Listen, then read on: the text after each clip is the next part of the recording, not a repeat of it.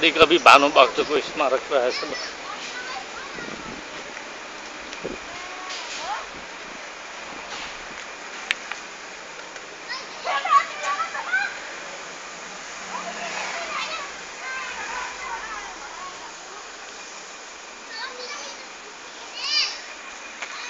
आदिकवि भानुभक्त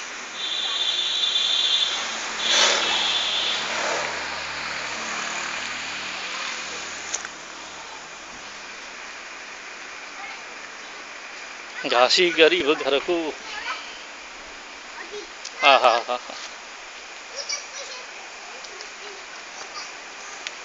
कस्तो सम्झना आयो भानुभक्त।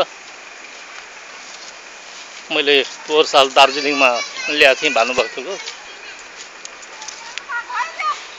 आज यहाँ रियल ठाउँमा आउनु पाएँ, बडा खुसी लाग्यो। म साथीहरूलाई सबैलाई निवेदन गर्दछु एकचोटि यस्तो रमणीय स्थलहरू पुर्यो आइदिनु होला।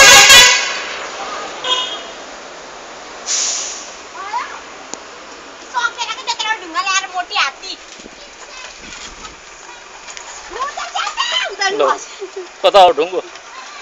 उठाइनु पर्छ।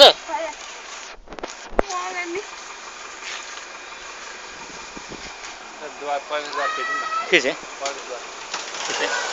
अघि नै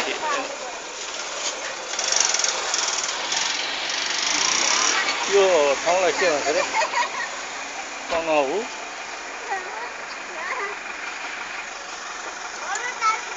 अब हामी जाऊँ है।